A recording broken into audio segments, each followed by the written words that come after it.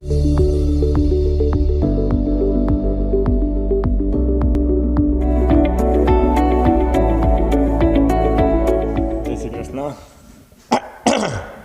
આપણે જે ભણ્યા હતા એ વાંચી લીધું હશે અને તૈયાર કરી લીધું હશે. આપણે હેલો આલ્કેન અને હેલો એરિન સંયોજનોની પ્રસ્તાવના ભણ્યા હતા. હેલાઇટ સંયોજનોનું વર્ગીકરણ ભણ્યા હતા. IUPAC નામકરણ પૂરું કર્યું હતું અને હેલાઇટ સંયોજન સ્વભાવે ધ્રુવીય હોય છે, એટલે કે એની દ્વિધ્રુવીય ચાકમાત્રા શૂન્ય હોતી નથી. એના આધારે બંધ એન્થાલ્પી અને બંધ લંબાઈનું કોષ્ટક વાંચવાનું તમને હોમવર્કમાં આપ્યું હતું, એટલું તમે કરી લીધું હશે. હવે ત્યાંથી આપણે આગળ વધીએ. તો આજે હેલાઇટ સંયોજનોની બનાવટની ચર્ચા કરવાની છે કે જુદા જુદા હેલાઇટ સંયોજનો બનાવવા હોય પ્રયોગશાળામાં તો કઈ રીતના બનાવવામાં આવે. તો સૌથી પહેલો મુદ્દો આ આપ્યો છે કે હેલાઇટ સંયોજનોની આલ્કોહોલમાંથી બનાવટ. તો જો હેલાઇટ સંયોજનની આલ્કોહોલમાંથી બનાવટ કરવી હોય તો મુખ્યત્વે ક્લોરાઇડ આયન ધરાવતા કેન્દ્રાનુરાગી પ્રક્રિયકોનો ઉપયોગ કરવામાં આવે. જો પ્રયોગશાળામાં હેલાઇટ સંયોજન બનાવવું હોય તો આલ્કોહોલમાંથી જુદા જુદા ક્લોરાઇડ ધરાવતા કેન્દ્રાનુરાગી પ્રક્રિયકનો ઉપયોગ કરો તો ક્લોરાઇડ આયન છે એ કાર્બનના આંતરિક ધન વિધવા પ્રત્યે આકર્ષાય અને OH- વિસ્થાપન દર્શાવે, એટલે કે આમ કેન્દ્રાનુરાગી વિસ્થાપન પ્રક્રિયા થઈ આલ્કોહોલમાંથી હેલાઇટ સંયોજન બનાવી શકાય. તો હેલાઇટ ધરાવતા જુદા જુદા કેન્દ્રાનુરાગી પ્રક્રિયકોમાં સૌથી વધુ થાયોનિલ ક્લોરાઇડ, PCl5 અને ફોસ્ફરસ ટ્રાયહેલાઇડનો ઉપયોગ કરવામાં આવે. જો આલ્કોહોલની થાયોનિલ ક્લોરાઇડ સાથે પ્રક્રિયા કરો, થાયોનિલ ક્લોરાઇડ સાથેની પ્રક્રિયાને ડાર્ઝન પ્રક્રિયા પણ કહેવાય. ખાસ ધ્યાન રાખજો, થાયોનિલ ક્લોરાઇડ એટલે SO2Cl નહીં. ઉતાવળમાં આવું લખાઈ જાય, પછી અડધો માર્ક આપી નાખીને આપણે ઘરે આવીને એમ કહી કે મને સારું પેપર ગયું, પછી થોડાક ઓછા માર્ક આવે તો અડધા માર્ક ઘણી જગ્યાએ ગયા હોય, આપણે ખ્યાલ ના હોય કે આપણાથી ભૂલથી આવું લખાઈ ગયું છે. એટલે ખાસ ધ્યાન રાખજો, SO2Cl નહીં, SOCl2. SOCl2 ને થાયોનિલ ક્લોરાઇડ કહેવાય અને આલ્કોહોલની થાયોનિલ ક્લોરાઇડ સાથેની પ્રક્રિયાને ડાર્ઝનની પ્રક્રિયા કહેવામાં આવે. તો જો આલ્કોહોલની થાયોનિલ ક્લોરાઇડ સાથે પ્રક્રિયા કરો તો એક Cl -R+ સાથે જોડાય, એક Cl -IH+ સાથે જોડાય, એટલે હેલાઇડ અને HCl દૂર થાય. હવે આ ઓક્સિજન આ 2 ક્લોરીનની જગ્યાએ આવી જાય એટલે સલ્ફર ડાયોક્સાઇડ વાયુ મુક્ત થાય. એટલે આમ જો આલ્કોહોલની થાયોનિલ ક્લોરાઇડ સાથેની પ્રક્રિયાથી કઈ નિપજ મળે એમ કહે તો મુખ્ય નિપજ હેલાઇડ મળે, ગૌણ નિપજ HCl અને SO2 મળે. એટલે ઉદાહરણ તરીકે આપણને પૂછે કે ઇથેનોલની થાયોનિલ ક્લોરાઇડ સાથેની પ્રક્રિયાથી મળતી નિપજ જણાવો, તો ઇથેનોલની થાયોનિલ ક્લોરાઇડ સાથે પ્રક્રિયા કરતાં હવે તમને આવડવું જોઈએ કે ઇથાઇલ ક્લોરાઇડ બને, HCl વાયુ બને અને સલ્ફર ડાયોક્સાઇડ વાયુ બને. હવે જો PCl5 સાથે પ્રક્રિયા કરો તો પણ આ પ્રક્રિયા થઈ શકે. આલ્કોહોલની ફોસ્ફરસ ટ્રાયક્લોરાઇડ, ફોસ્ફરસ પેન્ટાક્લોરાઇડ સાથે પ્રક્રિયા કરો તો આમાં રહેલો Cl- R+ સાથે જોડાય નિપજ આલ્કિલ હેલાઇડ બનાવે. બીજો એક H+ આ Cl- CH+ જોડાય હાઇડ્રોક્લોરિક એસિડ બનાવે. 2 ક્લોરીન દૂર થયા એના સ્થાને ઓક્સિજન જોડાઈ જાય એટલે ફોસ્ફરસ ઓક્સીક્લોરાઇડ બને. એટલે આમ આલ્કોહોલની ફોસ્ફરસ પેન્ટાક્લોરાઇડ સાથેની પ્રક્રિયાથી હેલાઇડ બને, ફોસ્ફરસ ઓક્સીક્લોરાઇડ બને અને હાઇડ્રોક્લોરિક એસિડ બને. ઘણીવાર શું કરે કે આ નિપજ ખાલી જગ્યા પૂરોમાં લઈ અને આના વિશેની માહિતી માગી લે. એટલે જ્યારે ખૂબ અઘરું પેપર કાઢવું હોય તો ન્યૂટન જીમાં આ પ્રકારનો ક્વેશ્ચન પૂછે કે હોમ ઓર્ગેનિકનો ક્વેશ્ચન થાય પણ તમને ક્વેશ્ચન ઇનઓર્ગેનિકમાં કન્વર્ટ કરી નાખે, રાસાયણિક બંધનવાળા પાઠમાં પૂછી નાખે કે આવી રીતના પ્રક્રિયા આપી અને અહીંયા ખાલી જગ્યા રાખીને એમ કહી દઈએ કે આ નિપજ વિશે સાચી માહિતી આપો. પછી POCl3નું બંધારણ પૂછી નાખે, સંકરણ પૂછી નાખે, ફોસ્ફરસનું ઓક્સિડેશન આગ પૂછી નાખે, તો આવડવું જોઈએ. એટલે ખાસ આ ધ્યાન રાખજો કે આ જે ગૌણ નિપજ છે POCl3 એ યાદ રાખો.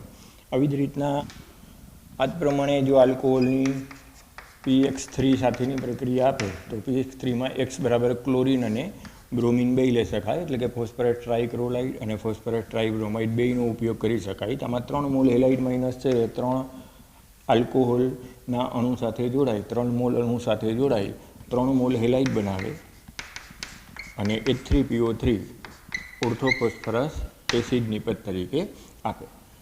તો જો આમાંથી પ્રશ્ન પૂછે કે ઇથેનોલની PBr3 સાથેની પ્રક્રિયા વર્ણવો. તો ઇથેનોલની PBr3 સાથેની પ્રક્રિયા વર્ણવો એમ કે 1 માર્કમાં પૂછે તો 3 મોલ ઇથાઇલ બ્રોમાઇડ બનશે અને H3PO3 ગૌણ નિપજ તરીકે છૂટું પડશે. એટલે ખાસ 3 મોલ આલ્કોહોલ વપરાય અને 3 મોલ નિપજ છૂટી પડે યાદ રાખવાનું. એટલે આમાં X બરાબર ક્લોરીને લઈ શકાય અને બ્રોમીને લઈ શકાય. આ બધી પ્રક્રિયાને જો જનરલ નામ આપવું હોય તો આલ્કોહોલની કેન્દ્રાનુરાગી વિસ્થાપન કહેવાય. શું કામ કેન્દ્રાનુરાગી વિસ્થાપન કહેવાય? કે આલ્કોહોલના OH માઇનસનું વિસ્થાપન હેલાઇડ X માઇનસ વડે થાય છે. એટલે આ 3 પ્રક્રિયા જે આપણે ભણ્યા, આલ્કોહોલની થાયોનિલ ક્લોરાઇડ સાથેની પ્રક્રિયા, આલ્કોહોલની ફોસ્ફરસ પેન્ટાક્લોરાઇડ સાથેની પ્રક્રિયા અને આલ્કોહોલની ફોસ્ફરસ ટ્રાયહેલાઇડ સાથેની પ્રક્રિયા, એ ત્રણેય વ્યવસ્થિત રીતના યાદ રાખવાની. 1 માર્કમાં ઘણીવાર શોર્ટ ક્વેશ્ચનમાં આ પ્રશ્ન પૂછાય છે. જો પ્રાયોગિક રીતે સૌથી અગત્યની પ્રક્રિયા હોય તો આ થાયોનિલ ક્લોરાઇડ સાથેની છે. થાયોનિલ ક્લોરાઇડ સાથે જ્યારે પ્રક્રિયા કરો ત્યારે ફાયદો શું થાય કે એમાં આપણે જે 2 નિપજ મળી હતી, યાદ કરો, હેલાઇડ ઉપરાંત જે 2 નિપજ મળી હતી એ એક હાઇડ્રોક્લોરિક એસિડ વાયુરૂપ હતું અને એક સલ્ફર ડાયોક્સાઇડ હતું. એટલે આ 2 વાયુરૂપ નિપજો સહેલાઈથી જુદી પડી જાય. એટલે આપણને હેલાઇડનું અલગીકરણ બહુ સહેલાઈથી કરી શકીએ. વિભાગીય નિસ્યંદન કે એવી રીતની કોઈ પ્રક્રિયાનો જરૂર ના પડે. ઉપરાંત આમ એજિયોટ્રોપિક મિશ્રણ જેવું મિશ્રણ ના મળે, કારણ કે વાયુરૂપ નિપજો સરળતાથી દૂર થઈ જાય. એટલે આ 2 વાયુરૂપ નિપજો સરળતાથી દૂર થઈ જાય એટલે આપણને હેલાઇડ શુદ્ધ સ્વરૂપમાં મળે અને ઇઝીલી મળે. એટલે જો એમ ક્યારેક MCQ પૂછે કે આલ્કોહોલમાંથી હેલાઇડ બનાવવા માટે કયો પ્રક્રિયક વધારે સ્યુટેબલ છે અને આપણને એક ઓપ્શન થાયોનિલ ક્લોરાઇડ આપ્યો હોય, એક ઓપ્શન PX3 આપ્યો હોય અને એક ઓપ્શન PCl5 આપ્યો હોય, આપણે પહેલાં લખ્યું હોય, તો એમાંથી ત્રણેય ઓપ્શન નહીં પસંદ કરવાના. એમાંથી એમ કહેવાનું વધુ સ્યુટેબલ થાયોનિલ ક્લોરાઇડ થાય. શું કામ એ?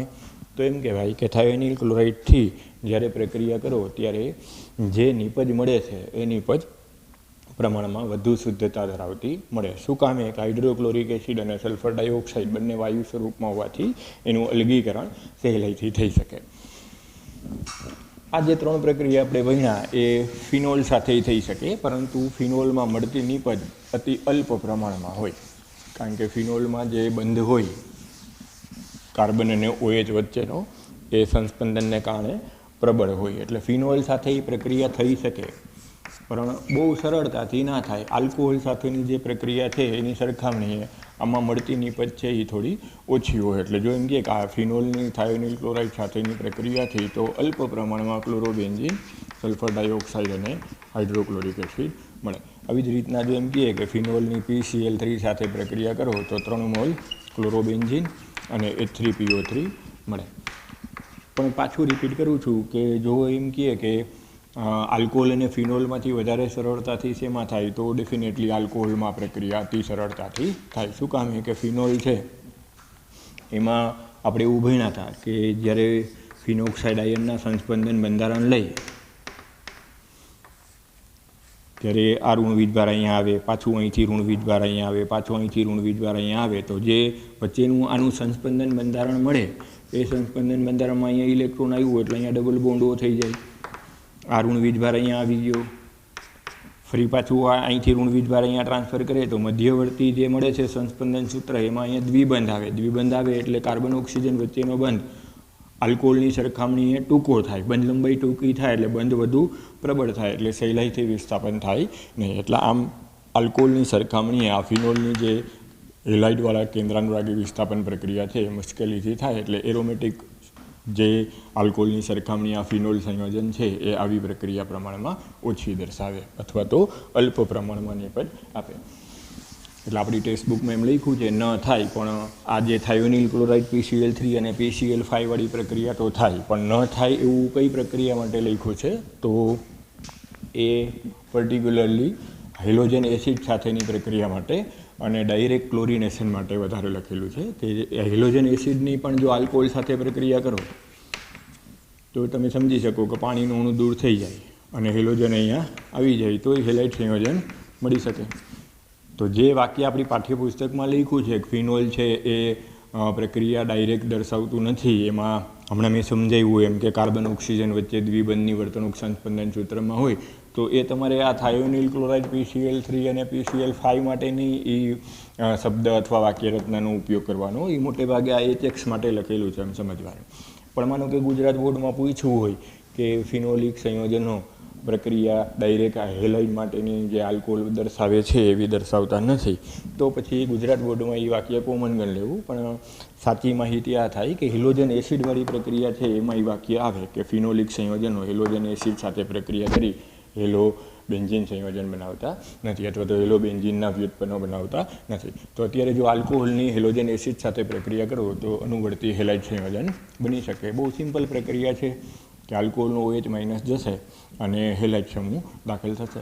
તો આ પ્રક્રિયા જ્યારે પ્રાથમિક અને દ્વિતીયક આલ્કોહોલ સાથે કરો ત્યારે મોસ્ટલી નિર્જર ઝિંક ક્લોરાઇડની હાજરીમાં પ્રક્રિયા કરવી પડે.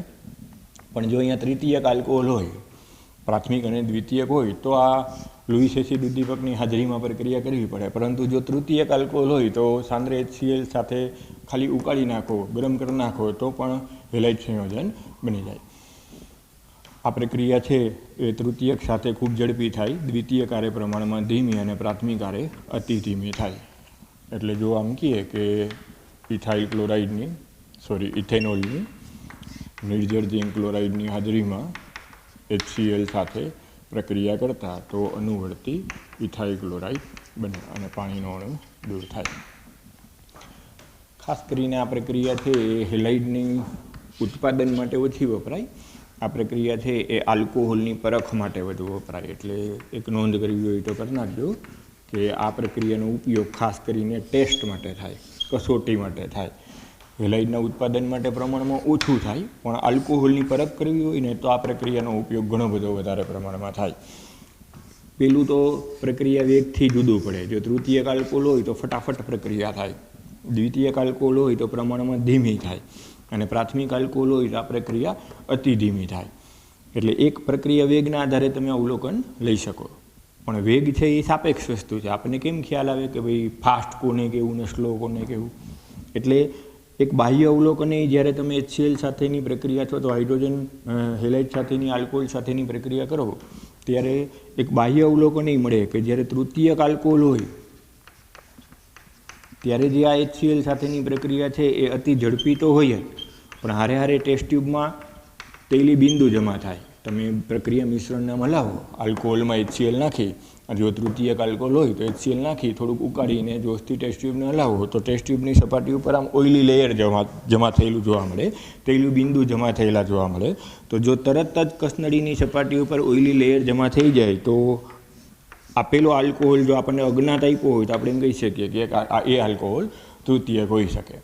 એવી જ રીતના જો અહીંયા દ્વિતીયક આલ્કોહોલ આપેલો હોય, માનો કે તૃતીયક બ્યુટાઇલ આલ્કોહોલને આપણે તૃતીયક આલ્કોહોલ કહીએ તો તૃતીયક આલ્કોહોલમાં લ્યુકાસ કસોટીનું અવલોકન શું જોવા મળે? પ્રક્રિયા અતિ ફાસ્ટ થાય અને કસનળીની સપાટી ઉપર તૈલી બિંદુ જમા થયેલા જોવા મળે. એ જગ્યાએ હવે જો મને દ્વિતીયક આલ્કોહોલ આપ્યું હોય, એટલે કે આઇસોપ્રોપેનોલ અથવા પ્રોપેન-2-ઓલ આપેલું હોય, તો જ્યારે હું અંદર HCl નાખી અને નિર્જર ઝિંક ક્લોરાઇડ ઉમેરીને થોડુંક ગરમ કરીશ તો 5 મિનિટ પછી મને દ્રાવણ કલીલ મળશે, દૂધિયું દ્રાવણ મળશે. જે પારદર્શક દ્રાવણ દેખાતું હોય એ અપારદર્શક એટલે કે કલીલ દ્રાવણ સ્વરૂપમાં દેખાય. બહુ ફાસ્ટ પ્રક્રિયા ના થાય. 2-5 મિનિટ પછી આપણને ધીમે ધીમે કસનળીની અંદર આમ કલીલ દ્રાવણ એટલે કે અપારદર્શક જેવું દ્રાવણ દેખાય તો આપણે એમ કહી શકીએ કે આપેલો આલ્કોહોલ દ્વિતીયક હોય. જો આલ્કોહોલ પ્રાથમિક હોય, દાખલા તરીકે ઇથેનોલ જેવો પ્રાથમિક આલ્કોહોલ આપી દીધો હોય અને જો આ પ્રક્રિયા હું કરું, નિર્જર ઝિંક ક્લોરાઇડ અને હાઇડ્રોક્લોરિક એસિડ ઉમેરી અને સહેજ ગરમ કરું તો લાંબો સમય સુધી કોઈ પ્રક્રિયા જ ના થાય. એટલે કે પ્રક્રિયા અતિ ધીમી છે, એટલે આપણને કોઈ અવલોકન ના દેખાય, મિશ્રણ એમને ચોખ્ખું જ રહીએ, કસનળીમાં મિશ્રણ ચોખ્ખું જ રહીએ, ના તૈલી બિંદુ જમા થાય, ના કલીલ દ્રાવણ બને. લાંબો સમય સુધી કોઈ પ્રક્રિયા થયા વગર મિશ્રણ ચોખ્ખું રહીએ તો આપેલો આલ્કોહોલ પ્રાથમિક હોય. એટલે આમ આલ્કોહોલની જે હેલોજન એસિડ એટલે કે હાઇડ્રોક્લોરિક એસિડ સાથેની નિર્જર zinc chloride acid Lewis acid ઉદ્દીપકની હાજરીમાં જે આ પ્રક્રિયાથી હેલાઇડ અને પાણી ઉત્પન્ન થાય છે, એ પ્રક્રિયાનો ઉપયોગ અત્યારે આપણને કેમ આપ્યો છે કે આલ્કોહોલમાંથી હેલાઇડની બનાવટમાં. પણ ખાસ ધ્યાન રાખજો કે આ આલ્કોહોલમાંથી હેલાઇડની બનાવટમાં જે વપરાય છે એના કરતાં વધારે આ પ્રક્રિયા ક્યાં વપરાય છે? પ્રયોગશાળામાં આલ્કોહોલની પરખ માટે વપરાય છે, આ કસોટીને લ્યુકાસ કસોટી તરીકે ઓળખવામાં આવે. કઈ રીતના પરખ થાય, પાછું રિપીટ કરું છું કે આ પ્રક્રિયા તૃતીયક આલ્કોહોલ સાથે ખૂબ ઝડપી થાય, દ્વિતીયક આલ્કોહોલ સાથે પ્રમાણમાં ધીમી થાય અને પ્રાથમિક આલ્કોહોલ સાથે અતિ ધીમી થાય. બીજો અવલોકન આ મળે કે કસનળીની સપાટી ઉપર જો તરત જ તેલી બિંદુ જમા થઈ જાય તો આપેલો આલ્કોહોલ તૃતીયક હોય. જો 5 મિનિટ બાદ દ્રાવણ કલીલ બને એટલે કે દૂધિયું બને તો આપેલો આલ્કોહોલ દ્વિતીયક હોય. અને જો લાંબો સમય સુધી કોઈ પ્રક્રિયા ના થાય ને મિશ્રણ ચોખ્ખું રહે તો આપેલો આલ્કોહોલ પ્રાથમિક આલ્કોહોલ હોય. તો આમ આ પ્રક્રિયા છે એ લ્યુકાસ કસોટીના સંદર્ભમાં વધારે યાદ રાખવાની.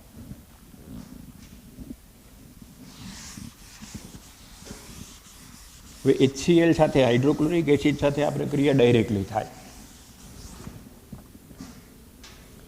પણ જો HBr સાથે આ પ્રક્રિયા કરવી હોય તો જનરલી HBr સાથે આ પ્રક્રિયા ડાયરેક્ટ HBr લઈને ના કરવામાં આવે. સોડિયમ બ્રોમાઇડ કે પોટેશિયમ બ્રોમાઇડ લઈ અને સલ્ફ્યુરિક એસિડ સાથે ગરમ કરે એટલે એને HSO4 દૂર થાય અને HBr બને. HBr જે બને HBrની પ્રક્રિયા આલ્કોહોલ સાથે થાય એટલે પાણીનું અણુ દૂર થઈ અને બ્રોમાઇડ સંયોજન બને. એટલે જો આલ્કોહોલમાંથી બ્રોમાઇડ સંયોજન બનાવવું હોય તો આ રીતના હાઇડ્રોબ્રોમિનેશન કરવામાં આવે. પણ HBr ડાયરેક્ટલી નહીં, આવી રીતના NaBr અને H2SO4ના મિશ્રણનો ઉપયોગ કરીને હાઇડ્રોબ્રોમિક એસિડ બનાવવામાં આવે. જનરલી 50%ની આડેગાડે ટકાવાર પ્રમાણ ધરાવતું હાઇડ્રોબ્રોમિક એસિડ લ્યો તો આલ્કોહોલમાંથી ઇઝીલી બ્રોમાઇડ સંયોજન બનાવી શકાય. એટલે આલ્કાઇલ બ્રોમાઇડ બનાવવા માટે એટલે અલ્ટિમેટલી તો આ પ્રક્રિયા HX સાથેની જ થઈ. આપણે ઓમાં HCl લીધું હતું તો આમાં ડાયરેક્ટ HBr નહીં, HBr આવી રીતના NaBr અને H2SO4ના મિશ્રણથી લીધું. તો HCl સાથેના પ્રક્રિયા કરવી હોય તો આ પ્રક્રિયા આમી કરી શકાય, NaCl વત્તા H2SO4 તો એ જ થાય. NaHSO4 અને HCl બને એ પ્રક્રિયા આલ્કોહોલ સાથેની થાય. પણ એમાં જનરલી ઝિંક ક્લોરાઇડની હાજરીમાં હાઇડ્રોક્લોરિક એસિડ ડાયરેક્ટ લઈ અને પ્રક્રિયા કરવામાં આવે. જો હાઇડ્રોબ્રોમિનેશન કરવું હોય તો આ NaBr અને H2SO4 સાથેનું મિશ્રણ ઉપયોગમાં લેવામાં આવે. આ જ પ્રમાણે જો HI સાથે પ્રક્રિયા કરવી હોય તો સામાન્ય સંજોગોમાં 95% ફોસ્ફોરિક એસિડ લઈ અને KI અથવા તો NaI સાથે પ્રક્રિયા કરો તો સોડિયમ ફોસ્ફેટ અથવા પોટેશિયમ ફોસ્ફેટ દૂર થાય અને HI બને. અને HIની પ્રક્રિયા આલ્કોહોલ સાથે થઈ અને અનુવર્તી આયોડાઇડ સંયોજન બને. એટલે પ્રક્રિયા પાછી તમે જોઈ શકો કે છે કોના સાથેની, HI સાથેની, પણ ડાયરેક્ટલી HI ના બનાવ્યું. મેં કેની સાથે પ્રક્રિયા કરી, ફોસ્ફોરિક એસિડની પોટેશિયમ આયોડાઇડ અથવા સોડિયમ આયોડાઇડ સાથે પ્રક્રિયા કરી એટલે ઇનડાયરેક્ટલી HI બન્યું ને HIની પ્રક્રિયા આલ્કોહોલ સાથે થઈ, પાણીનું દૂર થઈને આયોડાઇડ સંયોજન બને. આમાં સલ્ફ્યુરિક એસિડ એટલે ના નખાય કે સલ્ફ્યુરિક એસિડ પ્રબળ ઓક્સિડેશન કરતા છે. એટલે જો સલ્ફ્યુરિક એસિડ નાખી દો તો HIનું પાછું ઓક્સિડેશન આયોડિનમાં થઈ જાય તો આપણને આજે આયોડાઇડ નિપજ મળવી જોઈએ ના મળે. એટલે જનરલી આપણે જેમ હમણાં લખ્યું કે NaBr વત્તા H2SO4 લઈ શકાય, એવી જ રીતના NaCl વત્તા H2SO4 એ લઈ શકાય. તો એવી જ રીતના અહીંયા હું H2SO4 અને NaI ના લઉં. એનું કારણ શું કે H2SO4 છે એ પ્રબળ ઓક્સિડેશન કરતા છે એટલે જે HI બને એનું ઓક્સિડેશન ત્યાં ને ત્યાં આયોડિનમાં થઈ જાય તો આયોડાઇડ ના મળે. એટલે આ પ્રક્રિયા 95% ફોસ્ફોરિક એસિડની હાજરીમાં કરવામાં આવે. તો 3 પ્રક્રિયા જે છે ને હવે આમ હું લખું તો જનરલ આમ જ લખાય કે HX સાથેની પ્રક્રિયાથી હેલાઇડ સંયોજન બને. HXમાં HCl લીધું હોય તો જનરલી નિર્જળ ઝિંક ક્લોરાઇડનો ઉપયોગ કરવામાં આવે. જો HBr લેવું હોય તો NaBr વત્તા H2SO4 મિશ્રણનો ઉપયોગ કરવામાં આવે. અને જો HI સાથેની પ્રક્રિયા કરવી હોય તો ફોસ્ફોરિક એસિડની સોડિયમ આયોડાઇડ અથવા પોટેશિયમ આયોડાઇડ સાથેની પ્રક્રિયાનો ઉપયોગ કરવામાં આવે તો આલ્કોહોલમાંથી અનુવર્તી હેલાઇડ સંયોજન બને. પાછું આ પ્રક્રિયાનો ઉપયોગ યાદ રાખવાનો કે આ પ્રક્રિયા છે એ લ્યુકાસ કસોટી તરીકે ઓળખાય છે. આલ્કોહોલની HCl સાથેની નિર્જળ ઝિંક ક્લોરાઇડ ઉદ્દીપકની હાજરીમાં જે પ્રક્રિયા કરો છો એ લ્યુકાસ કસોટી તરીકે ઓળખાય છે કારણ કે એનો ઉપયોગ પ્રયોગશાળામાં આલ્કોહોલની પરખ કરવા માટે થાય છે. એટલે ક્યારેક MCQમાં પૂછે તો આપણને ટેક્સ્ટબુકમાં જે ક્રમ આપ્યો છે એ ક્રમ યાદ રાખજો કે હાઇડ્રોજન હેલાઇડની આલ્કોહોલના ઓક્સિજન સાથેની પ્રતિક્રિયાત્મકતાનો ક્રમ શું, તો તૃતીયક આલ્કોહોલ સાથે પ્રક્રિયા ઝડપી, દ્વિતીયક આલ્કોહોલ સાથે એના કરતાં ધીમી અને તૃતીયક તૃતીયક આલ્કોહોલ સાથે ઝડપી, દ્વિતીયક સાથે ધીમી અને પ્રાથમિક આલ્કોહોલ સાથે અતિ ધીમી પ્રક્રિયા થાય. અને જે બાહ્ય અવલોકન મેં તમને કીધા એ યાદ રાખવાના કે કસનળીની સપાટી ઉપર જો તૈલી બિંદુ જમા થાય તો તૃતીયક, જો દ્રાવણ દૂધિયું અથવા કલીલ બને તો આલ્કોહોલ દ્વિતીયક, અને જો પ્રક્રિયા મિશ્રણ ચોખ્ખું રહે લાંબો સમય સુધી કોઈ અવલોકન ના જોવા મળે તો આલ્કોહોલ પ્રાથમિક હોય. હવે જ્યારે મેં આવું લખ્યું હતું કે આલ્કોહોલની PX3 સાથેની પ્રક્રિયાથી X બરાબર ક્લોરીન અને X બરાબર બ્રોમિન લઈ અને પ્રક્રિયા કરો તો 3 મોલ હેલાઇડ બને અને H3PO3 દૂર થાય. 3 મોલ આલ્કોહોલમાંથી 3 મોલ હેલાઇડ બને.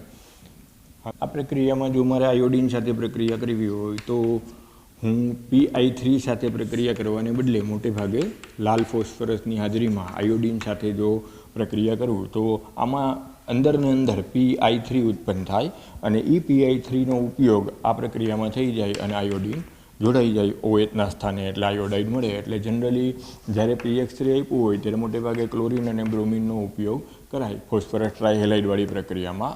આ જ વસ્તુ જો આયોડિન માટે લેવી હોય તો PI3 ડાયરેક્ટ લેવાને બદલે લાલ ફોસ્ફરસની આયોડિન સાથે પ્રક્રિયા કરી અને એમાં આલ્કોહોલ ઉમેરી દો તો આ બે વચ્ચેની પ્રક્રિયાથી ત્યાં અંદર પ્રક્રિયા મિશ્રણમાં PI3 જ ઉત્પન્ન થયો હોય એ PI3નો ઉપયોગ આ આલ્કોહોલમાંથી આયોડાઇડ બનાવવા માટે થઈ જાય. આમાં બ્રોમિન લ્યો તો એ પ્રક્રિયા થઈ શકે પણ મેક્સિમમ આયોડિન સાથેની પ્રક્રિયાનો ઉપયોગ કરવામાં આવે. તો આમ જુદી જુદી રીતના આલ્કોહોલ સંયોજનમાંથી હેલાઇડ સંયોજન બનાવી શકાય છે.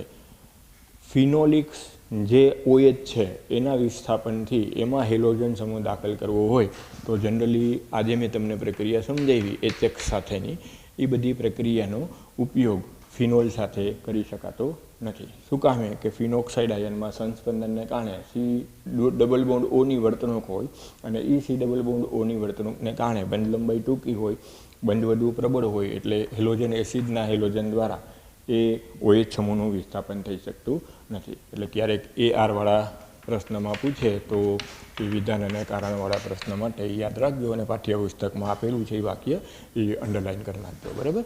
તો આટલો ટોપિક લખીને તૈયાર કરી દો કે આલ્કોહોલમાંથી હેલાઇડ સંયોજન કઈ રીતના બનાવાય.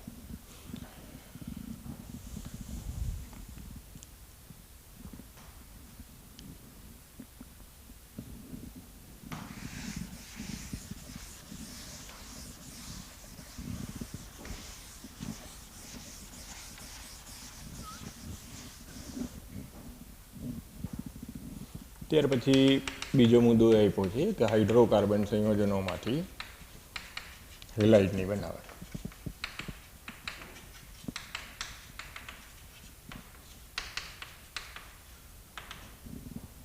હાઇડ્રોકાર્બન સંયોજનમાં આપણે આલ્કેન અને આલ્કીન બે લઈ શકીએ.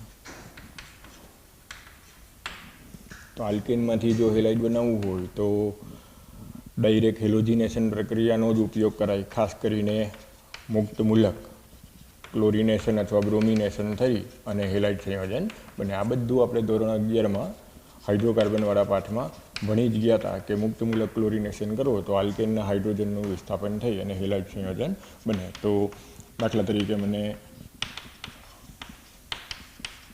આમ આપ્યું હોય કે બ્યુટેન છે, બ્યુટેનની ક્લોરીન સાથે પારજાંબલી પ્રકાશની હાજરીમાં, યુવી લાઇટની હાજરીમાં અથવા તો ઊંચા તાપમાને પાયરોલિસિસ ઉષ્મીય વિભંજન કરતા એટલે કે ઉષ્મીય ક્લોરિનેશન કરતાં કઈ નિપજ મળે તો હાઇડ્રોજનનું વિસ્થાપન ક્લોરીન વડે થઈ ત્યાં ક્લોરીન દાખલ થાય તો બે નિપજો મુખ્યત્વે મળે, 1-ક્લોરોબ્યુટેનય મળે અને 2-ક્લોરોબ્યુટેનય મળે. પણ વધુ પ્રમાણમાં કઈ નિપજ મળે તો તમને યાદ છે કે દ્વિતીયક મુક્ત મૂલક સ્થાયી હોય એટલે વધારે પ્રમાણમાં દ્વિતીયક બ્યુટાઇલ ક્લોરાઇડ નિપજ મળે. તો આમ હાઇડ્રોકાર્બનવાળા પાઠનું આખું રિવિઝન જે મેં આગળ વિડીયો લખી લીધું હતું એ કરી લેજો અને જોઈ લેજો. એમાં મેં ક્લોરિનેશન અને બ્રોમિનેશનમાં મળતી નિપજોનું જે મુદ્દો પણ સમજાવ્યો હતો, પ્રાથમિક, દ્વિતીયક અને તૃતીયક હાઇડ્રોજનનું કઈ રીતના ક્લોરિનેશન અને બ્રોમિનેશનની નિપજની ગણતરી પણ કરી શકાય. એટલે જો આ હોમવર્કમાં આખું વિડીયો લેક્ચર હાઇડ્રોકાર્બનવાળા પાઠનું જે અગાઉ મેં લીધું હતું એ જોઈ લેજો. જો એમાંથી કેટલીક વસ્તુ પાછી રિવિઝન કરવા જેટલી લાગશે એટલી પાછી હું આ પાઠમાં રિવિઝન કરાવી દઈશ. પણ અત્યારે આપણે ટેક્સ્ટબુક પ્રમાણે જેટલું છે એટલું ભણીએ તો મુક્તમૂલક ક્લોરિનેશન, મુક્તમૂલક શબ્દ યાદ રાખવાનો કે ક્રિયાવિધિ કોના દ્વારા થાય છે?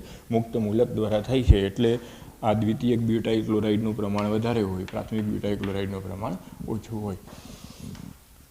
આવી જ રીતના જો હાઇડ્રોકાર્બન તરીકે એરોમેટિક હાઇડ્રોકાર્બન આપેલું હોય, એટલે કે બેન્ઝીન આપેલું હોય, તો ઇલેક્ટ્રોન અનુરાગી વિસ્થાપન પ્રક્રિયા થાય. તો ક્લોરીન સાથે FeCl3 ઉદ્દીપકની હાજરીમાં અથવા તો Fe સાથે અંધકારની હાજરીમાં જો પ્રક્રિયા કરવામાં આવે, તો આપણે ભણ્યા હતા કે FeCl3 સાથે ક્લોરીનની પ્રક્રિયા કરો તો આ લુઈસ એસિડ તરીકે વર્તે, વિષમભાગી વિભાજન થાય, ક્લોરીન પ્લસ ઉત્પન્ન થાય, જે બેન્ઝીનના પાઈ વિદ્યુત વાદળ પ્રત્યે આકર્ષાય, જે હાઇડ્રોજનનું વિસ્થાપન થાય એ સ્થાને જોડાય હેલોબેન્ઝીન બનાવે. તો આ ઇલેક્ટ્રોન અનુરાગી વિસ્થાપન પ્રક્રિયાથી પણ હેલોબેન્ઝીન બનાવી શકાય. એટલે આને આપણે મુક્ત મૂલક વિસ્થાપનની ક્રિયાવિધિ કહેવાય. તો આલ્કેનમાંથી જો હેલાઇડ સંયોજન બનાવવું હોય તો આ રીતના ક્લોરિનેશન અથવા બ્રોમિનેશન મુક્ત મૂલક પ્રક્રિયાથી બને. પણ એ જ રીતના જો મારે એરિન એટલે કે એરોમેટિક હાઇડ્રોકાર્બન અથવા એના વ્યુત્પન્નોમાંથી જો મારે હેલાઇડ સંયોજન બનાવવું હોય તો ક્લોરીન કે બ્રોમિન સાથે FeCl3 કે FeBr3ની હાજરીમાં જો ડાર્ક અંધકારમાં પ્રક્રિયા કરવામાં આવે અથવા ગરમ કરવામાં આવે તો અનુક્રમે ક્લોરોબેન્ઝીન અને બ્રોમોબેન્ઝીન બને. આ જ પ્રક્રિયા જો હું ટોલ્યુઇન સાથે કરું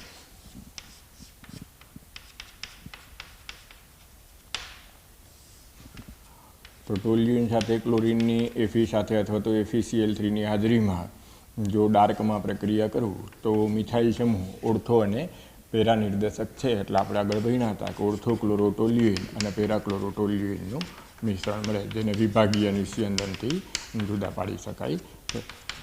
આ પ્રક્રિયામાં ખાસ ધ્યાન રાખવાનું કે જો હું આમ લખી નાખું કે ક્લોરીન સાથે પારજાંબલી પ્રકાશની હાજરીમાં 111 ડિગ્રી તાપમાને પ્રક્રિયા કરતા તો મિથાઇલ સમૂહના હાઇડ્રોજનનું વિસ્થાપન થાય, તો મુક્ત મૂલક વિસ્થાપન થાય, તો ટોલ્યુઇનમાંથી બેન્ઝાઇલ ક્લોરાઇડ બને. વધુ પ્રમાણમાં ક્લોરીન લઈ લઉં તો બેન્ઝાઇલ ક્લોરાઇડમાંથી બેન્ઝાલ ડાયક્લોરાઇડ બને. હજુ વધી પ્રમાણમાં ક્લોરીન લઈ લઉં તો બેન્ઝો ટ્રાયક્લોરાઇડ સંયોજન બને. એટલે જો ટોલ્યુઇનના મિથાઇલ સમૂહનું ક્લોરિનેશન કરું તો બેન્ઝાઇલ ક્લોરાઇડ, બેન્ઝાલ ડાયક્લોરાઇડ અને બેન્ઝો ટ્રાયક્લોરાઇડ સંયોજન મળે. આ બધું મેં તમને હાઇડ્રોકાર્બનવાળા પાઠમાં ભણાવેલું જ છે. એટલે એક વખત આખો વિડીયો હાઇડ્રોકાર્બનવાળા પાઠનો પાછો હોમવર્કમાં જોઈ લેવા વિનંતી. પણ અત્યારે ઉલ્લેખ થાય છે એટલે હું પાછું રિવિઝન કરું છું. પણ તમારે પાછું એક વખત એ વિડીયો જોઈ અને વળી પાછું એ આખું લેક્ચર એક વખત પુનરાવર્તન કરી લેવાનું, બરાબર. તો ટોલ્યુઇનની આ જે પ્રક્રિયા છે એને ઇલેક્ટ્રોન અનુરાગી વિસ્થાપન પ્રક્રિયા કહેવાય, પણ ટોલ્યુઇનની જે આ પ્રક્રિયા છે એને મુક્ત મૂલક વિસ્થાપન પ્રક્રિયા કહેવામાં આવે. એટલે એનો મતલબ કે જ્યારે ક્લોરિનેશન કરો ત્યારે મોનોહેલાઇડ સંયોજન બને અને આવી રીતના ડાયહેલાઇડ, ટ્રાયહેલાઇડ એટલે કે પોલીહેલાઇડ સંયોજન બને. એટલે જો અહીંયા વધારે પ્રમાણમાં ક્લોરીન લઈ લીધું હોય તો આમાં હજી બીજો ક્લોરીનનું વિસ્થાપન થાય, ત્રીજા ક્લોરીનનું થાય, અહીંથી એ ક્લોરીન દાખલ થાય, એટલે આમ પોલીહેલાઇડ સુધીના સંયોજનો બની શકે. તો આલ્કેનની અથવા એરોમેટિક હાઇડ્રોકાર્બનની જો ક્લોરિનેશન પ્રક્રિયા સમજાવો એમ કહીએ તો આલ્કેનની પ્રક્રિયાથી જે હેલાઇડ બને એ મુક્ત મૂલક વિસ્થાપન પ્રક્રિયાથી બને, જ્યારે એરોમેટિક હેલાઇડની જે એરોમેટિક હાઇડ્રોકાર્બનમાંથી જે હેલાઇડ બને એ ઇલેક્ટ્રોન અનુરાગી વિસ્થાપન પ્રક્રિયાથી બને. પણ ટોલ્યુઇન જેવું જો હાઇડ્રોકાર્બન આપણને આપેલું છે તો આપણે એમ કહી શકીએ કે તો એમાં મુક્ત મૂલક વિસ્થાપનથી પણ નિપજ બની શકે. પછી તો આગલા લેક્ચરમાં મેં એવું સમજાવ્યું હતું કે આના જળ વિભાજનથી બેન્ઝાઇલ આલ્કોહોલ બને. એટલે જો પાછું યાદ કરીને લખવું હોય તો લખી નાખજો કે બેન્ઝાઇલ ક્લોરાઇડનું જો NaOH હાજરીમાં જળ વિભાજન કરું તો બેન્ઝાઇલ આલ્કોહોલની પદ તરીકે બને. આ જ બેન્ઝાલ ડાયક્લોરાઇડનું જો કેલ્શિયમ હાઇડ્રોક્સાઇડની હાજરીમાં જળ વિભાજન કરું તો બેન્ઝાલ્ડીહાઇડ બને. આ બધી નોંધ કરી નાખજો. બેન્ઝાલ ડાયક્લોરાઇડમાંથી બેન્ઝાલ્ડીહાઇડ બને. અને જો બેન્ઝો ટ્રાયક્લોરાઇડનું કેલ્શિયમ હાઇડ્રોક્સાઇડની હાજરીમાં જળ વિભાજન કરું તો બેન્ઝોઇક એસિડની પદ મળે. આ જે મેં પ્રક્રિયા લખાવી એનો ઉપયોગ ઘણીવાર કોમ્પિટિટિવ એક્ઝામમાં થાય છે, એટલે યાદ રાખજો કે ટોલ્યુઇનમાંથી પહેલાં બેન્ઝાઇલ ક્લોરાઇડ, બેન્ઝાઇલ ક્લોરાઇડમાંથી બેન્ઝાઇલ આલ્કોહોલ બની શકે, બેન્ઝાઇલ ક્લોરાઇડમાંથી બેન્ઝાલ ડાયક્લોરાઇડ બનાવો તો બેન્ઝાલ ડાયક્લોરાઇડમાંથી બેન્ઝાલ્ડીહાઇડ બની શકે, બેન્ઝાલ ડાયક્લોરાઇડનું ક્લોરિનેશન કરી બેન્ઝો ટ્રાયક્લોરાઇડ બનાવો તેમાંથી બેન્ઝોઇક એસિડ પણ બની શકે. તો આ ગઈકાલે જે મેં કીધું હતું કે CX બંધ ધ્રુવીય હોય એટલે એમાંથી બીજી ઘણી બધી નિપજો બનાવી શકાય. તો હેલાઇડ સંયોજનમાંથી મેં આલ્કોહોલ બનાવ્યું કહેવાય, આ હેલાઇડ સંયોજનમાંથી મેં આલ્ડીહાઇડ બનાવ્યું કહેવાય, આ મેં પોલીહેલાઇડ સંયોજનમાંથી કાર્બોક્સિલિક એસિડ બનાવ્યું કહેવાય. તો જે આપણે પ્રસ્તાવનામાં ભણ્યા હતા કે હેલાઇડ સંયોજનોનો ઉપયોગ પ્રારંભિક પ્રક્રિયક તરીકે કરીને ઘણા બધા સંયોજનોની બનાવટમાં થઈ શકે. તો આ એક મેં તમને ઉદાહરણ આપ્યું કહેવાય કે ઘણા બધા સંયોજનો આગળ હેલાઇડ સંયોજનમાંથી બનાવી શકાય. આમાં એક ખાસ ધ્યાન રાખવાનું કે જો બેન્ઝીનનું ક્લોરિનેશન પારજાંબલી પ્રકાશની હાજરીમાં આપે તો 3 મોલ ક્લોરીન સાથે પ્રક્રિયા થઈ અને હેક્ઝાક્લોરો સાયક્લોહેક્ઝેન મળે. જો તમે આ FeCl3 ના નાખ્યું હોય અને ક્લોરીનની પારજાંબલી પ્રકાશની હાજરીમાં ડાયરેક્ટ બેન્ઝીન સાથે પ્રક્રિયા કરી નાખો તો નિપજ તરીકે હેક્ઝાક્લોરોસાયક્લોહેક્ઝેન બને. તો વિસ્થાપન પ્રક્રિયા નહીં થાય. તો આમાં આપણે જે ભણ્યા કે ઇલેક્ટ્રોન અનુરાગી વિસ્થાપન પ્રક્રિયા થાય, તો આમાં ઇલેક્ટ્રોન અનુરાગી વિસ્થાપન પ્રક્રિયા નહીં થાય, આમાં યોગશીલ પ્રક્રિયા થાય. આ પ્રક્રિયા કઈ થાય કે બેન્ઝીનના પાઇબંધનું વિખંડન થયું અને એના સ્થાને ક્લોરીન ઉમેરાણો તો હેક્ઝાક્લોરોસાયક્લોહેક્ઝેન બને. આનું ગઈકાલે મેં નામ લખાવ્યું હતું કે આને બેન્ઝીન હેક્ઝાક્લોરાઇડ કહેવાય. હેક્ઝાક્લોરોસાયક્લોહેક્ઝેન ના બોલવું હોય તો બેન્ઝીન હેક્ઝાક્લોરાઇડ બોલાય. આને ગેમેક્સિન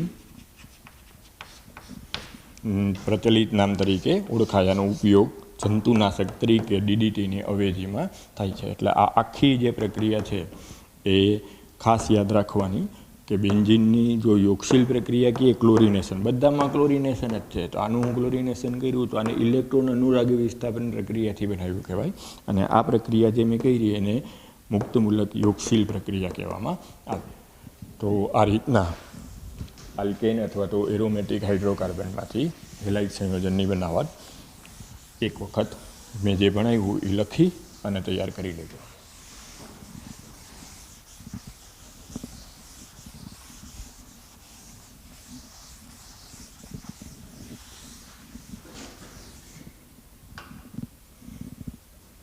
આવી જ રીતના જો એમ કહીએ કે આલ્કીનમાંથી હેલાઇડ સંયોજનની બનાવટ, તો આલ્કીન સંયોજનમાંથી હેલાઇડ સંયોજન બનાવવું હોય તો બે રીતના ઇઝીલી બનાવી શકાય. હેલોજન એસિડ સાથેની યોગશીલ પ્રક્રિયા કરો તો ઇલેક્ટ્રોન અનુરાગી યોગશીલ પ્રક્રિયા થઈ અનુવર્તી હેલાઇડ સંયોજન બને. જો સમમિતીય આલ્કીન હોય તો એક જ નિપજ મળે, પણ અસમમિતીય આલ્કીન હોય તો માર્કોનિકોફના નિયમ પ્રમાણેની નિપજ મળે. એટલે જો યાદ કરીને વિચારો તો આપણે એવું ભણ્યા હતા કે પ્રોપીન હોય એની HI સાથે પ્રક્રિયા કરો તો પ્રક્રિયકનો ઋણ ભાગ ઓછા હાઇડ્રોજન ધરાવતા કાર્બન સાથે જોડાય અને હાઇડ્રોજન છે એ બાકીના કાર્બન સાથે જોડાય તો અત્યારે આપણને મુખ્ય નિપજ 2-આયોડોપ્રોપેન મળે. ગૌણ નિપજ અલ્પ પ્રમાણમાં 1-આયોડોપ્રોપેન મળે. શું કામે? તો એ આપણે આગળ ભણી ગયા છીએ કે આ કાર્બ કેટાયનની મિકેનિઝમથી હાઇડ્રોહેલોજિનેશન થાય. કાર્બ કેટાયન છે દ્વિતીયક સ્થાયી હોય, પરિણામે 2-આયોડોપ્રોપેન નિપજ તરીકે વધુ મળે, 1-આયોડોપ્રોપેન નિપજ તરીકે અલ્પ પ્રમાણમાં મળે. એટલે હોમવર્કમાં આખું માર્કોનિકોફનો નિયમ વાંચી નાખવાનો. ખાલી માર્કોનિકોફનો નિયમ ના વાંચતા, ભેગો ભેગો પ્રતિ માર્કોનિકોફ અસર એ જોઈ લેજો. પ્રતિ માર્કોનિકોફ અસરમાં ખાલી એટલું યાદ રાખવાનું કે એમાં HBrનો જ ઉપયોગ થઈ શકે, HCl અને HIનો ઉપયોગ ના થઈ શકે. એટલે આલ્કીનની હાઇડ્રોહેલોજિનેશનવાળી આખી પ્રક્રિયા છે એ માર્કોનિકોફ અને પ્રતિ માર્કોનિકોફનો નિયમ વાંચી અને હોમવર્કમાં કરી લેજો. પછી ના સમજાય તો તમે તમારે મને પૂછજો, ક્વેરીમાં સમજાવી દઈ. પણ એક વખત એ આખી ભણેલા છીએ, 2 વખત ભણેલા છીએ આપણે હાઇડ્રોકાર્બનવાળા પાઠમાં, એટલે પાછો ખોટો એમાં સમય ના બગડે એટલે ખાલી ઉલ્લેખ કરું છું.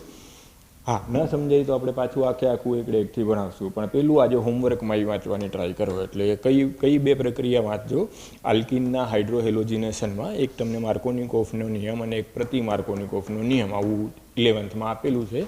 એ જોઈ અને આખો પ્રશ્ન જોઈ લેજો કે આલ્કીનનું હાઇડ્રોહેલોજિનેશનથી હેલો આલ્કેન સંયોજન બને. આવી જ રીતના જો આલ્કીનની ડાયરેક્ટ હેલોજન સાથે, દાખલા તરીકે બ્રોમિન સાથે CCl4ની હાજરીમાં પ્રક્રિયા કરું, દ્રાવક CCl4 લઈ બ્રોમિનેશન કરું તો યોગશીલ પ્રક્રિયા થાય. અને તો યોગશીલ પ્રક્રિયા થાય, ધારો કે અહીંયા ઇથેન લીધેલું હોય તો યોગશીલ પ્રક્રિયા થઈ અને વિસિનલ ડાયહેલાઇડ સંયોજન બને. તો આવી રીતના આલ્કીનમાંથી ડાયરેક્ટ હેલોજિનેશન કરવું તો વિસિનલ ડાયહેલાઇડ સંયોજનો બનાવી શકાય અને આલ્કીનનું હાઇડ્રોહેલોજિનેશન કરી અને માર્કોનિકોફના નિયમ પ્રમાણેની નિપજ મોનોહેલો આલ્કેન સંયોજન બનાવી શકાય. તો આલ્કીન સંયોજનમાંથી આ બે રીતના આલ્કાઇલ હેલાઇડ સંયોજન બની શકે. આ હેલાઇડને આપણે ગઈકાલે ભણ્યા હતા કે વિસિનલ ડાયહેલાઇડ સંયોજન તરીકે ઓળખવામાં આવે.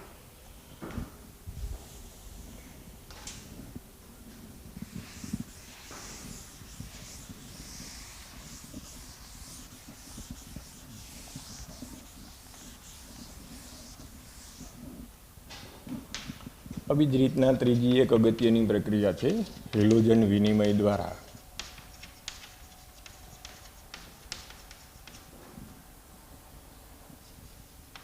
આયોડો અને ફ્લોરો આલ્કેન સંયોજનોની બનાવટ.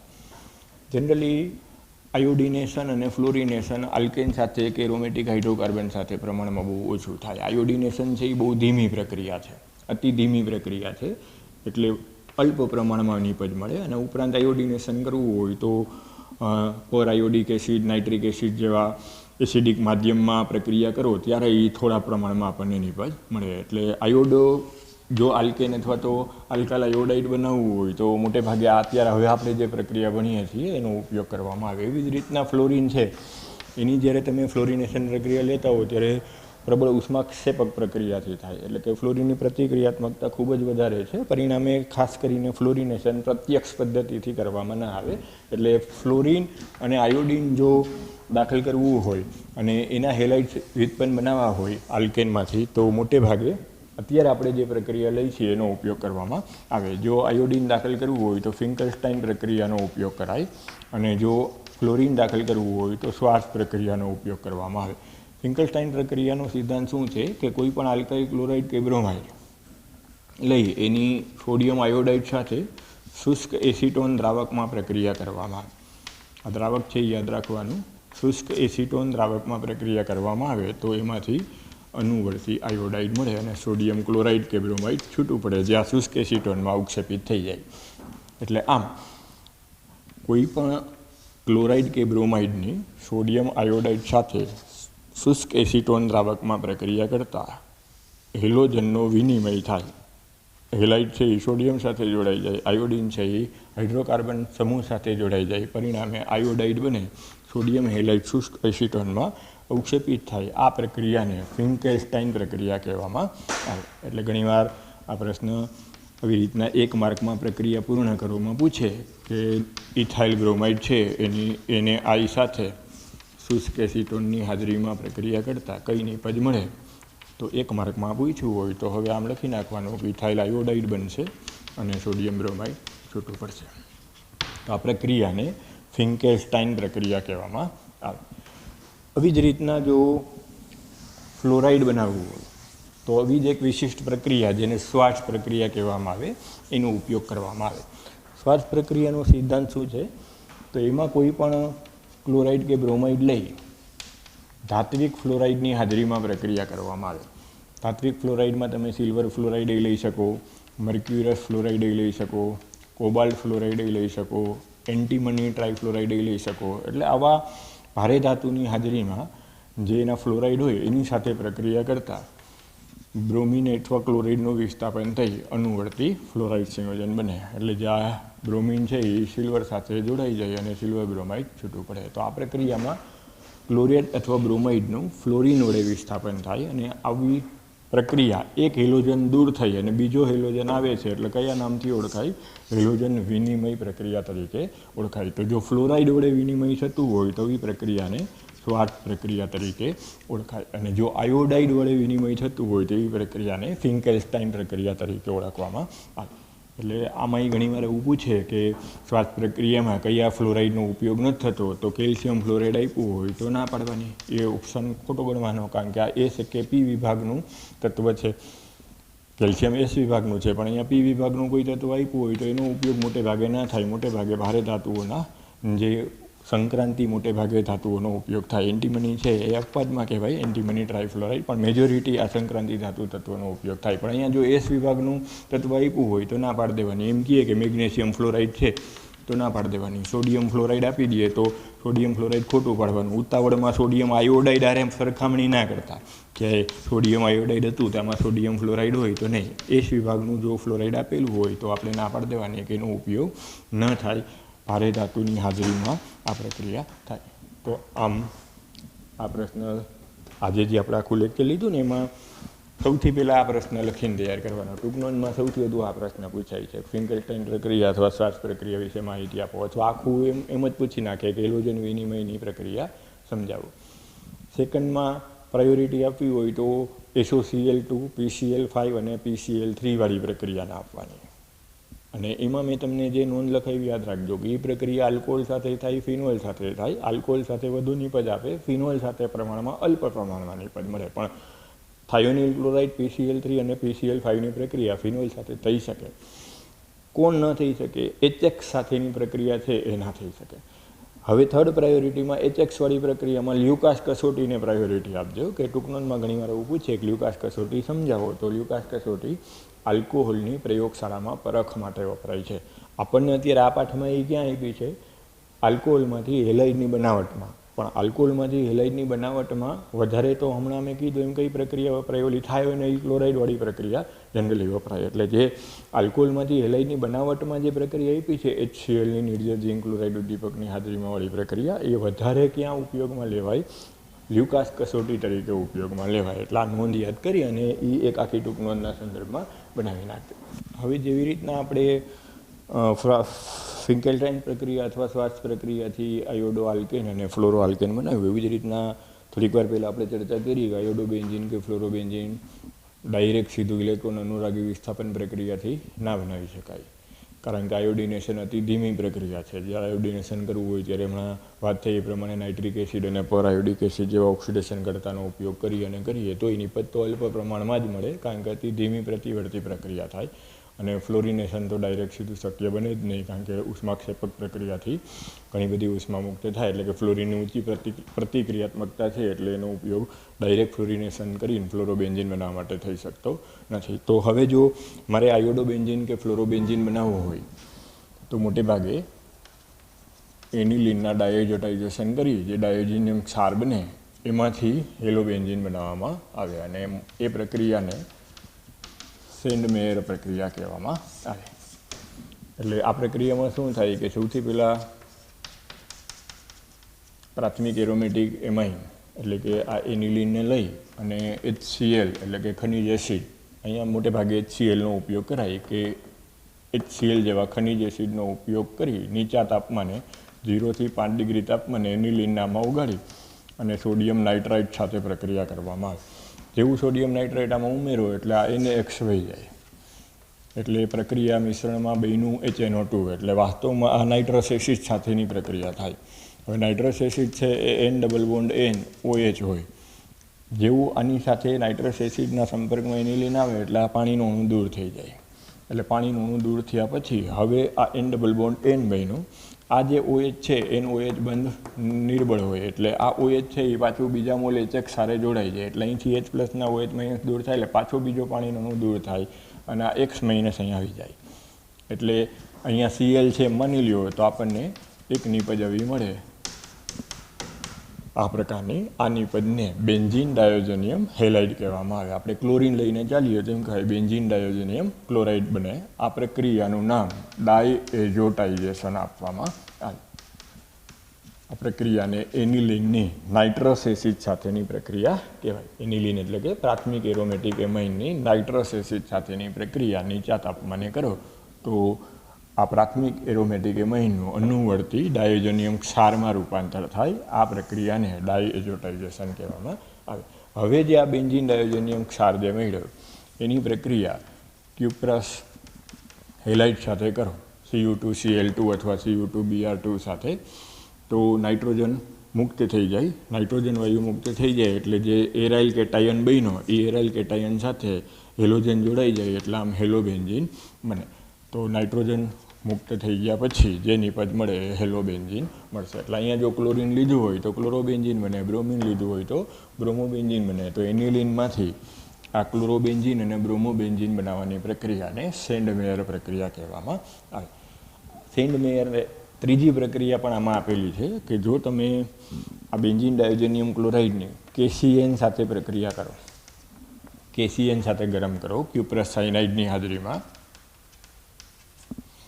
ક્યુપ્રસ સાયનાઇડની હાજરીમાં KCN સાથે પ્રક્રિયા કરો તો આ KCl દૂર થઈ જાય, નાઇટ્રોજન વાયુ દૂર થઈ જાય અને ત્યાં સાઇનો સમૂહ દાખલ થઈ જાય તો સાઇનો બેન્ઝીન બને. એટલે એનિલિનમાંથી ક્લોરોબેન્ઝીન, એનિલિનમાંથી બ્રોમોબેન્ઝીન અને એનિલિનમાંથી સાઇનોબેન્ઝીન બનાવવાની પ્રક્રિયાને સેન્ટ મેયર પ્રક્રિયા કહેવાય. પણ અત્યારે આપણે હેલો બેન્ઝીન બનાવવું છે એટલે આ સાઇનોબેન્ઝીનવાળી પ્રક્રિયા હું લખતો નથી. પણ સેન્ટ મેયર પ્રક્રિયા ઉપર નોંધ લખો એમ ક્યારેક કહે તો મારે આ લખવું પડે. એટલે ખાસ યાદ રાખજો કે જો એમ કહે કે એનિલિનની સેન્ટ મેયર પ્રક્રિયા સમજાવો તો આ 3 નિપજ બનાવવાની આવે, ક્લોરોબેન્ઝીન, બ્રોમોબેન્ઝીન અને સાઇનોબેન્ઝીન. પણ અત્યારે આ પાઠમાં તો એ સાઇનોબેન્ઝીન એટલે નથી લખેલું કે આપણે ટાઇટલ શું આપ્યું, હેલાઇડ સંયોજનની બનાવટ. એટલે આ 2 જ ઉદાહરણ આપણને સેન્ટ મેયર પ્રક્રિયામાં આપ્યા કે એનિલિનમાંથી ક્લોરોબેન્ઝીન અને એનિલિનમાંથી બ્રોમોબેન્ઝીન આ રીતના બનાવી શકાય. હવે આ પ્રમાણે જો અહીંયા બેન્ઝીન ડાયોજેનિયમ ક્લોરાઇડને પોટેશિયમ આયોડાઇડ સાથે ગરમ કરવું, પોટેશિયમ આયોડાઇડ ઉમેરી અને જો પ્રક્રિયા કરું તો પોટેશિયમ ક્લોરાઇડ દૂર થઈ જાય અને આયોડોબેન્ઝીન બની જાય. આ નાઇટ્રોજન વાયુ મુક્ત થાય એટલે એરાઇલ કેટાયન બને, આયોડાઇડ એના સાથે જોડાઈ જાય એટલે આમાં આયોડોબેન્ઝીન બને. એટલે આપણે જે હમણાં થોડીક વાર પહેલાં ચર્ચા કરી હતી કે ડાયરેક્ટ આયોડિન દાખલ ન થાય બેન્ઝીનમાં, કારણ કે આયોડિનેશન બહુ ધીમી પ્રક્રિયા છે અને કરવું હોય તો એ પ્રબળ ઓક્સિડેશન કરતાં નાઇટ્રિક એસિડ કે પરાયોડિક એસિડ રાખીને અલ્પ પ્રમાણમાં નિપજ બનાવી શકાય. તો જો મારે આયોડોબેન્ઝીન બનાવવું છે તો બેન્ઝીનનું ડાયરેક્ટ આયોડિનેશનને બદલે જે રીતના આપણે ક્લોરિનેશન કે બ્રોમિનેશન કરીએ FeCl3 FeBr3 ઉદ્દીપકની હાજરીમાં, એ રીતના આયોડિનેશન કરવાને બદલે આ રીતથી આયોડોબેન્ઝીન વધારે બનાવવામાં આવે. એટલે આમ ક્યારેક 2 માર્કમાં તમને કહે કે એનિલિનમાંથી આયોડોબેન્ઝીન બનાવો તો પહેલાં એનિલિનમાંથી બેન્ઝીન ડાયોજેનિયમ હેલાઇડ અને એમાંથી આયોડોબેન્ઝીન. અહીંયા જનરલી ક્લોરિન લઈ અને ક્લોરિન લખી નાખો તો એમ કહેવાય એનિલિનમાંથી બેન્ઝીન ડાયોજેનિયમ ક્લોરાઇડ અને બેન્ઝીન ડાયોજેનિયમ ક્લોરાઇડમાંથી આયોડોબેન્ઝીન બને. ખાસ ધ્યાન રાખવાનું કે આયોડોબેન્ઝીન બને ખરી બેન્ઝીન ડાયોજેનિયમ ક્લોરાઇડમાંથી, જેવી રીતના ક્લોરોબેન્ઝીન અને બ્રોમોબેન્ઝીન બેયનું એવી રીતના, પણ આ 2 પ્રક્રિયાને સેન્ટ મેયર પ્રક્રિયા કહેવાય પ્લસ સાઇનોબેન્ઝીનવાળી. પણ આયોડોબેન્ઝીન બનાવવાની પ્રક્રિયાને સેન્ટ મેયર પ્રક્રિયા ના કહેવાય. એટલે ખાસ ધ્યાન રાખજો. ચોપડીમાં આપણને ભેગું આપ્યું છે સેન્ટ મેયર પ્રક્રિયા દ્વારા, તો એમાં તમારે કેટલી સમજવાની, ક્લોરોબેન્ઝીન અને બ્રોમોબેન્ઝીન જ સમજવાની. આયોડોબેન્ઝીન છે એ સેન્ટ મેયર પ્રક્રિયામાં નહીં ગણવાનું. હા, આ થિયરીમાં ગણવાનું કે એનિલિનમાંથી ક્લોરોબેન્ઝીન, એનિલિનમાંથી બ્રોમોબેન્ઝીન અને એનિલિનમાંથી આયોડોબેન્ઝીન જેવા હેલાઇડ સંયોજનો બનાવી શકાય છે. એટલે જો એરાઇલ હેલાઇડ બનાવવું હોય તો આ રીતથી પણ બની શકે. શું યાદ રાખવાનું કીધું? એનિલિનમાંથી આયોડોબેન્ઝીન બને ખરી પણ એને સેન્ટ મેયર પ્રક્રિયા આની જેમ ના બોલે. અને બીજું એ યાદ રાખવાનું કે પોટેશિયમ આયોડાઇડ આયોનિક છે, ની પ્રતિક્રિયાત્મકતા વધારે છે એટલે એમાં આવા ઉદ્દીપકની હાજરી જરૂરી નથી. આમાં તમે ક્યુપ્રસ હેલાઇડની હાજરીમાં HX સાથે પ્રક્રિયા કરી હોય તો HCl સાથેની પ્રક્રિયાથી ક્લોરોબેન્ઝીન મળે, HBr સાથેની પ્રક્રિયાથી બ્રોમોબેન્ઝીન બને. તો આમાં તમે KI નાખ્યું છે HXની બદલે, એટલે તમારે અહીંયા ક્યુપ્રસ આયોડાઇડ જેવા ઉદ્દીપકની હાજરીની જરૂર નથી. એટલે એનિલિનમાંથી આયોડોબેન્ઝીનની બનાવટ વધારે એક વખત વાંચવાની. બેન્ઝીનમાંથી આયોડોબેન્ઝીન ડાયરેક્ટ ના બનાવી શકાય, એને બદલે આવી રીતના પ્રાથમિક એરોમેટિક એમાઇન એનિલિનમાંથી આયોડોબેન્ઝીન વધુ પ્રિફરેબલ થાય. આવી જ રીતના જો ફ્લોરોબેન્ઝીન બનાવવું હોય તો બેન્ઝીન ડાયોજેનિયમ ક્લોરાઇડની ફ્લોરોબોરિક એસિડ સાથે પ્રક્રિયા કરવામાં આવે. આ ફ્લોરોબોરિક એસિડ સાથે પ્રક્રિયા કરો તો જે આ બેન્ઝીન ડાયોજેનિયમ ક્લોરાઇડ હતું એને બદલે બેન્ઝીન ડાયોજેનિયમ ટેટ્રાફ્લોરોબોરેટ મળે. આ સાથે એનું ઊંચા તાપમાને વિઘટન કરો એટલે નાઇટ્રોજન વાયુ દૂર થઈ જાય, BF3 દૂર થઈ જાય ને એક આ પ્લસ અહીંયા એરાઇલ કેટાયન બને એટલે F- અહીંયા જોડાઈ જાય એટલે ફ્લોરોબેન્ઝીન બને. નાઇટ્રોજન અને BF3 દૂર થઈ જાય, મુખ્ય નિપજ તમને ફ્લોરોબેન્ઝીન મળે. તો આ પ્રક્રિયા છે એ એનિલિનમાંથી ફ્લોરોબેન્ઝીન બનાવવા માટે ઘણી બધી અગત્યની. બેન્ઝીનનું ડાયરેક્ટ ફ્લોરિનેશન ના થાય પણ જો આવી રીતના એનિલિનમાંથી ફ્લોરોબેન્ઝીન બનાવવું હોય તો બનાવી શકો. એટલે એનિલિનમાંથી આપણે 4 હેલો વ્યુત્પન્ન બનાવી શકાય. એનિલિનમાંથી ક્લોરોબેન્ઝીન બની શકે, એનિલિનમાંથી બ્રોમોબેન્ઝીન બની શકે. એ 2 પ્રક્રિયાને સેન્ટ મેયર પ્રક્રિયા કહેવાય. આવી રીતના એનિલિનમાંથી આયોડોબેન્ઝીન બની શકે અને એનિલિનમાંથી ફ્લોરોબેન્ઝીન બની શકે. એનિલિનમાંથી ફ્લોરોબેન્ઝીન બનાવવું હોય તો પહેલાં ડાયઝોનિયમ હેલાઇડ ક્ષાર એની HbF4 સાથે પ્રક્રિયા કરતાં નવો ડાયોજેનિયમ ક્ષાર, આ નવા ડાયોજેનિયમ ક્ષારનું જો વિઘટન કરો ઊંચા તાપમાને તેમાંથી ફ્લોરોબેન્ઝીન બને. આ પ્રક્રિયાને બાલ્ઝ-સીનેમાન પ્રક્રિયા કહેવામાં આવે. એટલે ક્યારેક યાદ રાખવું હોય તો યાદ રાખજો કે એનિલિનમાંથી ફ્લોરોબેન્ઝીન બનાવવાની પ્રક્રિયાને બાલ્ઝ-સીનેમાન પ્રક્રિયા તરીકે ઓળખાય. તો આજે આપણે આલ્કોહોલમાંથી હેલાઇડ ભણ્યા, ત્યાર પછી હાઇડ્રોકાર્બન સંયોજનમાંથી હેલાઇડ ભણ્યા, એમાં આલ્કીનમાંથી અને એરોમેટિક હાઇડ્રોકાર્બનમાંથી હેલાઇડ સંયોજન કઈ રીતના બને એ સમજાવ્યું. એવી જ રીતના હેલોજન વિનિમય દ્વારા આલ્કાઇલ ફ્લોરાઇડ અને આલ્કાઇલ આયોડાઇડ, અનુવર્તી ક્લોરાઇડ અને બ્રોમાઇડમાંથી ફિંકલસ્ટાઇન પ્રક્રિયા અને શ્વાર્ટ્ઝ પ્રક્રિયા દ્વારા મળે એ સમજાવ્યું. ફિંકલસ્ટાઇન પ્રક્રિયા આયોડાઇડ બનાવવા માટે અને શ્વાર્ટ્ઝ પ્રક્રિયા ફ્લોરાઇડ બનાવવા માટે વપરાય. અને છેલ્લે આ જે પ્રક્રિયા ભણ્યા કે એનિલિનમાંથી સેન્ડમેયર પ્રક્રિયા દ્વારા ક્લોરોબેન્ઝીન, બ્રોમોબેન્ઝીન બનાવી શકો, એવી જ રીતના એનિલિનમાંથી આયોડોબેન્ઝીન બનાવી શકો, અને એવી જ રીતના એનિલિનમાંથી ફ્લોરોબેન્ઝીન બનાવી શકો. એનિલિનમાંથી જે ફ્લોરોબેન્ઝીન બનાવો છો એ પ્રક્રિયાને બાલ્ઝ-સીનેમાન પ્રક્રિયા તરીકે ઓળખવામાં આવે. તો આજે જેટલી વસ્તુ ભણ્યા છે એ બધી લખીને તૈયાર કરજો. બધી પરીક્ષામાં થિયરીમાં અથવા 1 માર્કમાં અથવા 2 માર્કમાં પ્રક્રિયા પૂર્ણ કરો, પરિવર્તન આપો, એવી રીતના પૂછે. દાખલા તરીકે આવી રીતના પૂછી નાખે કે એનિલિનમાંથી આયોડોબેન્ઝીન, તો 2 માર્કમાં પૂછાય. પહેલો તબક્કો ડાયઝોટાઇઝેશનનો અને બીજો તબક્કો KI સાથેની પ્રક્રિયાનો. તો આમ 2 તબક્કા છે એટલે 2 માર્કમાં પૂછી શકે. એટલે આમ પરીક્ષાની દ્રષ્ટિએ આ ગુજરાત બોર્ડ માટે અગત્યનું, નીટ અને JEE કન્સેપ્ટ વાઇઝ આ પૂછાય છે. એટલે આજનું લેક્ચર આખું લખીને વ્યવસ્થિત તૈયાર કરી અને રાખો. આવતીકાલે આપણે પાછા અહીંથી આગળ વધશું. જય શ્રી કૃષ્ણ.